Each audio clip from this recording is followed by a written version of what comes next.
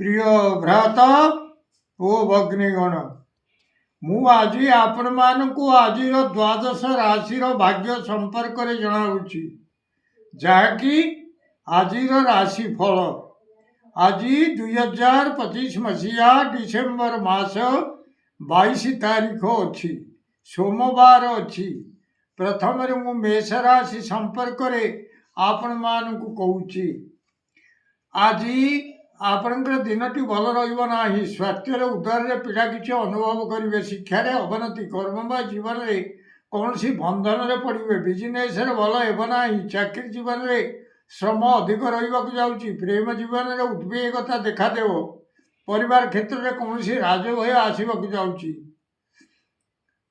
अशुभत्व दूर पाई गणेश भगवान को दुब समर्पण करंतु निश्चित अशुभत्व दूर हो शुभ फल प्राप्त करेंगे आज शुभ अंक आपण 6 शुभ रंग है नाली वृष राशि आज दिनटी आपणकर भल रहा स्वास्थ्य खराब शिक्षार खराब कर्ममय जीवन में क्लेश किसी उपभोग करेंगे बिजनेस भल होना चाकरी जीवन में देह और मुंडे पीड़ा किसी अनुभव करेंगे प्रेम जीवन में साथी को देखी भय भय लगे परिवार क्षेत्र में आगुरी घटी किसी घटना को नहीं भय भय लगे जाऊँगी अशुभत्व दूर पाई विष्णु सहस्रनाम पाठ करंतु निश्चित अशुभत्व दूर हो शुभ फल प्राप्त करेंगे आज शुभ अंक आपण 5 शुभ रंग धला दिन 10:07 पर खराब होगाकू जाऊँगी मिथुन राशि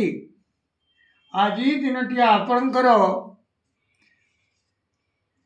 सेते भल रहा स्वास्थ्य उत्तम शिक्षार अवनति कर्ममय जीवन में जान आरोहण पूर्वक केवड़े यात्रा करेंगे से मान सम्मान नष्ट हो बिजनेस भल होना चाकरी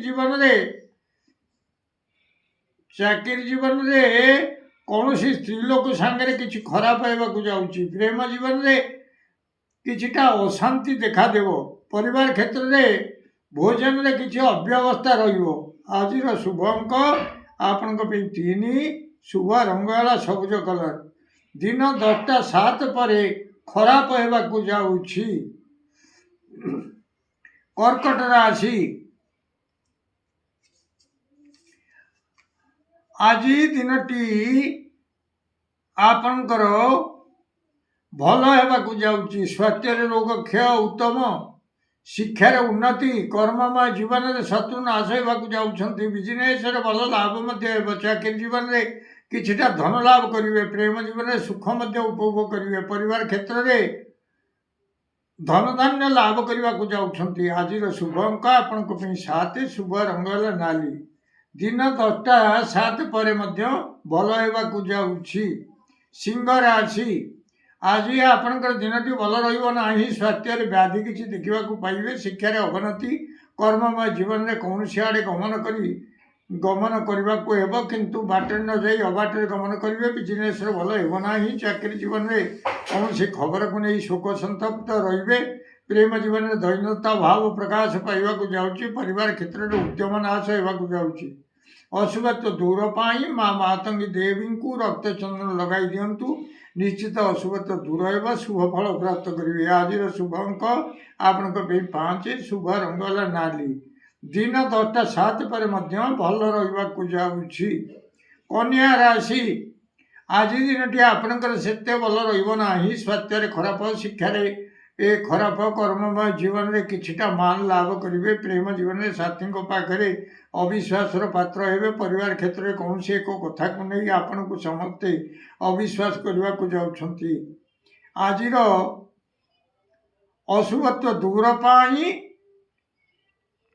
माँ षोड़शी देवी को आखु खंड भोग लगातु निश्चित अशुभत्व दूर हो शुभ फल प्राप्त करेंगे आज शुभ अंक आपण 6 शुभ रंग हलदी कलर दिन 10:07 पर खराब रहा जाऊँगी तुला राशि आज दिनटी आपणकर भल रहा स्वास्थ्य खराब शिक्षार अवनति कर्ममय जीवन में हाथ पड़ी कौन सी जिनस भांगीज संपूर्ण नष्ट हो बिजनेस भल रहा ଚାକିରି ଜୀବନରେ କୌଣସି ଏକ ଜିନିଷ ଭଙ୍ଗାରୁଜାକୁ ନେଇ ବଡ଼ ବ୍ୟସ୍ତ ଲାଗିବାକୁ ଯାଉଛି। ପ୍ରେମ ଜୀବନରେ ଭଗ୍ନ ମନୋରଥ ହେବାକୁ ପଡ଼ିବ। ପରିବାର କ୍ଷେତ୍ରରେ କୌଣସି ଏକ ଜିନିଷକୁ କାଟୁ କାଟୁ ବା ଟାଙ୍ଗିଆ କି କାତି ଦ୍ୱାରା ହାଣୁ ହାଣୁ ନିଜ ଦେହରେ ଅସ୍ତ୍ର ବାଜି ରକ୍ତସ୍ରାବ ହେବ। ସତର୍କ ରହନ୍ତୁ। ଆକ୍ସିଡେଣ୍ଟର ଭୟ ମଧ୍ୟ ରହୁଛି। ଗାଡ଼ି ଧୀରେ ଚଲାନ୍ତୁ, ନଚେତ୍ ଗାଡ଼ି ଘରୁ ଆଦୌ ବାହାରକୁ ବାହାର କରନ୍ତୁ ନାହିଁ। ରାସ୍ତାଘାଟରେ ଗଲାବେଳେ ଦେଖି ଚାହିଁ ଯିବା ଆସିବା କରନ୍ତୁ। ସଭା ସମିତିରେ କଥାବାର୍ତ୍ତା କଲାବେଳେ ସଂଯମତା ଆଚରଣ କରନ୍ତୁ। କୌଣସି କଡ଼ା କଥା କୁହନ୍ତୁ ନାହିଁ, ଗଣ୍ଡଗୋଳର ସମ୍ଭାବନା ରହୁଛି। ଅଶୁଭତ୍ୱ ଦୂର ପାଇଁ ମା କମଳାତ୍ମିକା ଦେବୀଙ୍କୁ ରକ୍ତମନ୍ଦାର ସମର୍ପଣ କରନ୍ତୁ। ନିଶ୍ଚିତ ଅଶୁଭତ୍ୱ ଦୂର ହେବ, ଶୁଭ ଫଳ ପ୍ରାପ୍ତ କରିବେ। ଆଜିର ଶୁଭ ଅଙ୍କ ଆପଣଙ୍କ ପାଇଁ 7, ଶୁଭ ରଙ୍ଗ ହେଲା ଧଳା। ଦିନ 10ଟା 7 ପରେ ମଧ୍ୟ ଖରାପ ରହିବାକୁ ଯାଉଛି। ବିଛା ରାଶି, ଆଜି ଆପଣଙ୍କର ଦିନଟି ଭଲ ରହିବ ନାହିଁ। ସ୍ୱାସ୍ଥ୍ୟରେ ଅବନତି, ଶିକ୍ଷାରେ ଖରାପ, କର୍ମମୟ ଜୀବନରେ ଅର୍ଥନାଶ ହେବାକୁ ଯାଉଛି। ବିଜନେସରେ ଭଲ ହେବ ନାହିଁ। ଚାକିରି ଜୀବନରେ ସମ୍ମାନ ନଷ୍ଟ ହେବ। ପ୍ରେମ ଜୀବନରେ ବ୍ୟାକୁଳତା ଭାବରେ ରହିବାକୁ ଯାଉଛି। ପରିବାର କ୍ଷେତ୍ରରେ ମିଳିବାକୁ ଥିବା ଧନ ଆଜି ମିଳିବ ନାହିଁ। ଅଶୁଭତ୍ୱ ଦୂର ପାଇଁ ମା ବଗଳାମୁଖୀ ଦେବତାଙ୍କୁ ପୀତ ପୁଷ୍ପ ସମର୍ପଣ କରନ୍ତୁ। ନିଶ୍ଚିତ ଅଶୁଭତ୍ୱ ଦୂର ହେବ, ଶୁଭ ଫଳ ପ୍ରାପ୍ତ କରିବେ। ଆଜିର ଶୁଭ ଅଙ୍କ ଆପଣଙ୍କ ପାଇଁ 9, ଶୁଭ ରଙ୍ଗ ହେଲା ନାଲି। ଦିନ 10ଟା 7 ପରେ ମଧ୍ୟ ଭଲ ରହିବାକୁ ଯାଉଛି। ଧନୁ ରାଶି, ଆଜି ଆପଣଙ୍କ ଦିନଟି ଭଲ ରହିବାକୁ ଯାଉଛି। ସ୍ୱାସ୍ଥ୍ୟରେ ଉତ୍ତମ, ଶିକ୍ଷାରେ ଉନ୍ନତି, କର୍ମମୟ ଜୀବନରେ ଅର୍ଥ ଲାଭ ସହିତ ମିଷ୍ଟାନ୍ନ ଭୋଜନ କରିବେ। ବିଜନେସରେ ଭଲ ଲାଭ ମଧ୍ୟ ହେବ। ଚାକିରି ଜୀବନରେ ଉତ୍ତମ ବେଡ୍ ଓ ବେଡସିଟ୍ କିଛି କିଣାକିଣି କରିବାକୁ ଯାଉଛନ୍ତି। ପ୍ରେମ ଜୀବନରେ ଉତ୍ତମ ଶଯ୍ୟା ଲାଭ କରିବାକୁ ଯାଉଛନ୍ତି। ପରିବାର କ୍ଷେତ୍ରରେ ଉତ୍ତମାନ୍ୟ ଭୋଜନର ବ୍ୟବସ୍ଥା ରହିବ। ଆଜିର ଶୁଭ ଅଙ୍କ ଆପଣଙ୍କ ପାଇଁ ହେଉଛି 8, ଶୁଭ ରଙ୍ଗ ହେଲା ଧଳା। ଦିନ 10ଟା 7 ପରେ ଖରାପ ହେବାକୁ ଯାଉଛି। ମକର ରାଶି, ଆଜି ଆପଣଙ୍କର ଦିନଟି ସେତେ ଭଲ ରହିବ ନାହିଁ। ସ୍ୱାସ୍ଥ୍ୟରେ ଖରାପ, ଶିକ୍ଷାରେ ଅବନତି, କର୍ମମୟ ଜୀବନରେ କିଛିଟା ଯଶ ଲାଭ କରିବେ। ବିଜନେସରେ ଭଲ ହେବ ନାହିଁ। ଚାକିରି ଜୀବନରେ ଶ୍ରମ ବିଫଳ ହେବାକୁ ଯାଉଛି। ପ୍ରେମ ଜୀବନରେ କିଛିଟା ବ୍ୟୟ ରହିବ। ପରିବାର କ୍ଷେତ୍ରରେ କୌଣସି ଏକ କଥାରେ ଅଶାନ୍ତି ରହିବ। ଅଶୁଭତ୍ୱ ଦୂର ପାଇଁ ପ୍ରଭୁ ଶିରିଡ଼ି ସାଇଙ୍କୁ ମିଠା ଲଡୁ ସମର୍ପଣ କରନ୍ତୁ। ନିଶ୍ଚିତ ଅଶୁଭତ୍ୱ ଦୂର ହେବ, ଶୁଭ ଫଳ ପ୍ରାପ୍ତ କରିବେ। ଆଜିର ଶୁଭ ଅଙ୍କ ଆପଣଙ୍କ ପାଇଁ 6, ଶୁଭ ରଙ୍ଗ ହେଲା ନୀଳ। ଦିନ 10ଟା 7 ପରେ ଭଲ ହେବାକୁ ଯାଉଛି। କୁମ୍ଭ ରାଶି, ଆଜି ଦିନଟି ଆପଣଙ୍କର ଭଲ ରହିବ ନାହିଁ। ସ୍ୱାସ୍ଥ୍ୟରେ ଖରାପ, ଶିକ୍ଷାରେ ଅବନତି, କର୍ମମୟ ଜୀବନରେ ହାତରୁ ପଡ଼ି କୌଣସି ଜିନିଷ ଭାଙ୍ଗିଯିବ ବା ସମ୍ପୂର୍ଣ୍ଣ ନଷ୍ଟ ହୋଇଯିବ। ବିଜନେସରେ ଭଲ ହେବ ନାହିଁ। ଚାକିରି ଜୀବନରେ ଲ୍ୟାପଟପ୍ ବା କମ୍ପ୍ୟୁଟର ଭଙ୍ଗାରୁଜାକୁ ନେଇ ବଡ଼ ବ୍ୟସ୍ତ ଲାଗିବାକୁ ଯାଉଛି। ପ୍ରେମ ଜୀବନରେ ନୈରାଶ୍ୟ ଭାବ ଦେଖାଦେବ। ପରିବାର କ୍ଷେତ୍ରରେ କୌଣସି ଜିନିଷକୁ କାଟୁ କାଟୁ ବା ଟାଙ୍ଗିଆ କି ରାତି ଦ୍ୱାରା ହାଣୁ ହାଣୁ ନିଜ ଦେହରେ ଅସ୍ତ୍ର ବାଜି ରକ୍ତସ୍ରାବ ହେବ। ସତର୍କ ରହନ୍ତୁ।